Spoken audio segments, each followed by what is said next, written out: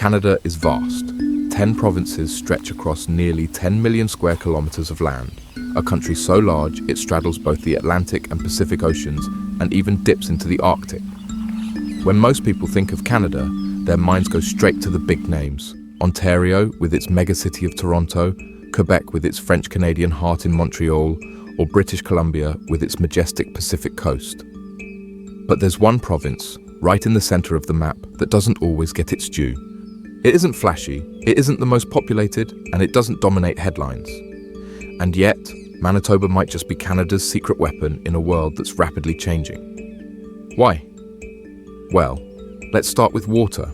Manitoba isn't only one of Canada's prairie provinces. Its geography is far more consequential than it first appears. This is a land of transitions, where the fertile plains in the south gradually give way to the Canadian Shield's rocky forests and eventually to the tundra and icy shoreline of Hudson Bay. From wheat fields to boreal forests, from glacial lakes to Arctic lowlands, Manitoba is like a condensed version of Canada itself. To understand Manitoba, you need to go back about 10,000 years, to the end of the last ice age. Colossal glaciers once covered this land, carving and gouging the surface, flattening vast prairies, and leaving behind enormous basins that filled with meltwater. The greatest of these was Glacial Lake Agassiz, a prehistoric inland sea so massive that at its peak it was larger than all of today's Great Lakes combined. For centuries, it stretched across much of Manitoba and beyond, even spilling into what's now Ontario, Saskatchewan, and the Dakotas. Some scientists even think its catastrophic drainage into the ocean helped trigger dramatic shifts in Earth's climate. Today, the remnants of that giant lake define Manitoba's geography. The old lakebed is now the incredibly fertile Red River Valley, with soils so rich they're classified as Chernozem, the dark, mineral-heavy soils prized by farmers worldwide. And within Manitoba's boundaries lie three of Canada's largest modern lakes: Lake Winnipeg, Lake Manitoba, and Lake Winnipegosis. These massive freshwater reservoirs aren't just beautiful, they are ecological and economic engines, moderating the climate, feeding agriculture, and anchoring ecosystems. So, from the very beginning, Manitoba is a story of ice and water. But water is only the first piece of its quiet power. Manitoba's regions, a country in miniature geographers, divide Manitoba into three main physical regions, each with its own character. The Southern Plains. This is the province's breadbasket. Rolling fields stretch outward in all directions, a checkerboard of canola, wheat, soybeans, and potatoes. The Red River Valley, in particular, is among the flattest expanses of land on Earth. That's not an exaggeration. Pilots have compared it to landing on a tabletop. But flat doesn't mean dull. Here, the land is alive with productivity, producing food not only for Canada, but for global markets. The same glacial forces that created Lake Agassiz also laid down thick, fertile soils, arguably Manitoba's most important natural gift. The Canadian Shield moving north, the land changes dramatically. Smooth fields give way to fractured rock, endless forests, and a maze of lakes and rivers. About 60% of Manitoba sits on this ancient bedrock, one of the oldest geological formations in the world. It's here that Manitoba's rivers rush northward, rivers like the Churchill and the Nelson, which provide enormous hydroelectric potential. Today, Manitoba Hydro generates nearly all of the province's electricity from water power, supplying not just Manitobans, but also exporting energy to the US Midwest. The Hudson Bay lowlands. Finally, at the very top of Manitoba lies the subarctic fringe of Canada. This is flat, waterlogged tundra, often underlain by permafrost. It might look empty, but it is ecologically priceless.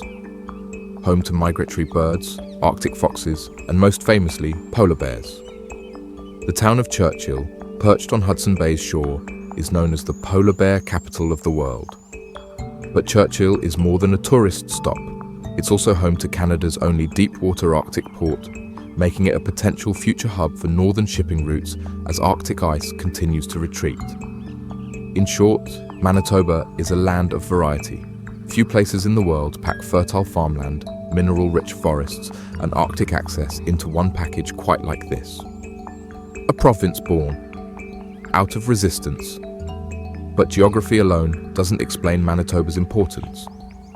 To understand how it became a province at all, we have to dive into its history, a story unlike any other in Canada. For thousands of years before Europeans arrived, the region was home to indigenous peoples: the Cree, Anishinaabe, Ojibwe, Dakota, and Assiniboine, among others. These nations built trade networks that stretched across the continent, mined quartz for tools, and developed rich spiritual and cultural traditions tied to the land. Then came the Europeans. In 1610, Henry Hudson sailed into the massive bay that would bear his name, though he famously disappeared on his return voyage. It wasn't until decades later that Britain's Hudson's Bay Company, HBC, began to control the region as part of Rupert's Land, a territory so vast it covered nearly 40% of present-day Canada. For 2 centuries, the HBC dominated trade, particularly the lucrative fur industry. But Manitoba's real turning point came in 1870, when Rupert's Land was transferred to the brand new Dominion of Canada. The local Métis population, people of mixed Indigenous and European heritage, feared for their land rights, culture and language under Canadian control. Led by Louis Riel, the Métis organized what became known as the Red River Resistance. They seized Fort Garry, modern-day Winnipeg, formed a provisional government and negotiated directly with Ottawa. The result was the Manitoba Act of 1870, which created the province of Manitoba. Unlike most provinces, which was simply drawn on a map by federal planners, Manitoba was born out of negotiation and resistance.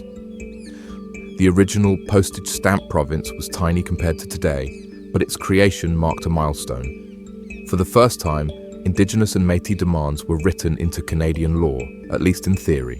Land rights, language protections, and representation were promised, though history shows that many of these promises were later ignored or undermined. Over the next decades, Manitoba's boundaries expanded, especially in 1912 when it reached north to Hudson Bay.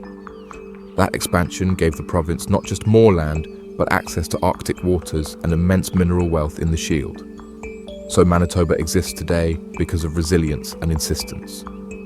Without the Métis resistance, it might never have become a province at all. Why Manitoba matters today. Alright, history lesson aside, let's return to the present. Why does Manitoba matter so much in today's world? 1. Freshwater sovereignty. First and foremost, water. Unlike the Great Lakes, which Canada must share with the United States, Manitoba's big lakes are entirely Canadian. Lake Winnipeg alone is the 6th largest freshwater lake in the world, and all of it belongs to Canada. In an era when fresh water is becoming a scarce resource globally, this is a massive strategic advantage. Water security is increasingly as important as oil once was, and Manitoba is sitting on a treasure trove. 2. Agricultural powerhouse. Pair that water with Manitoba's fertile soils, and you get a recipe for agricultural dominance. The Red River Valley is one of the most productive farming regions in North America. Manitoba is a top producer of canola, soybeans, wheat, and especially potatoes. McCain Foods, the global French fry giant, has massive operations here. While Alberta and Saskatchewan often get more attention for sheer output, Manitoba's unique advantage is water stability. Its lakes and rivers act as buffers against drought, something its western neighbours struggle with more frequently. 3.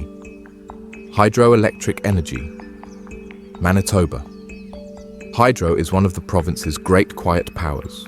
Nearly all electricity in the province is renewable, coming from hydro dams on the Nelson and Churchill rivers. Not only does this make Manitoba one of the cleanest energy producers in North America, but it also gives it export leverage, selling power south to Minnesota and beyond. As the world shifts toward clean energy, Manitoba's model stands out. 4. The Arctic Gateway. And then there's Churchill. Right now, it may look like an isolated northern town, reachable only by rail or air. But climate change is reshaping the Arctic. Shipping routes across the pole are becoming increasingly viable, shortening travel times between Asia, Europe, and North America. Churchill is Canada's only true Arctic deep water port connected to the continental rail network. If northern trade routes expand, Manitoba, not Ontario or Quebec, will hold the keys to Canada's Arctic gateway. A small population, a big role. Despite all of this, Manitoba isn't exactly crowded. With about 1.5 million people, it ranks 5th among provinces, but that's still less than some single cities in Canada. Most live in the south, especially in Winnipeg, which is home to more than half the provincial population. Winnipeg dominates the province's economic, political, and cultural life in a way few other capitals do. The next largest city, Brandon, has barely 50,000 residents. This centralization makes Winnipeg a kind of prairie metropolis, a crossroads for railroads, highways, and cultures. And Winnipeg's identity is shaped by its diversity. The city is home to one of the largest Indigenous populations of any Canadian city, as well as significant Filipino, Ukrainian, and Mennonite communities. Its cultural mosaic is part of what makes Manitoba unique, rooted in Indigenous heritage, shaped by European settlement, and continually renewed by global migration. Manitoba in a changing world. So let's step back. What does all this mean for Canada's future?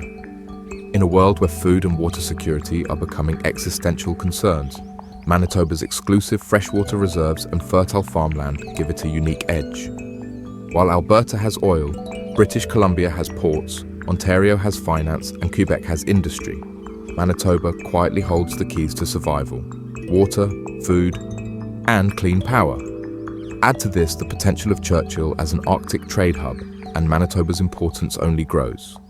Its location, smack in the middle of the country, makes it a crossroads both geographically and economically. It is a land of resources that are becoming more valuable with every passing decade.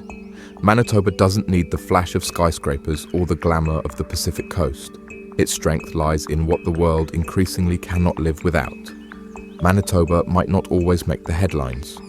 It doesn't have the sheer population of Ontario, the energy boom of Alberta, or the global image of British Columbia. But in its quiet way, Manitoba embodies Canada's future strengths: sustainable agriculture, sovereign freshwater, renewable energy, and Arctic access. It's not the loudest province, but it might just be the most quietly important. And as the 21st century unfolds, the rest of the world may discover what Manitobans have known all along: that in the heart of Canada lies a province built not just to endure, but to lead.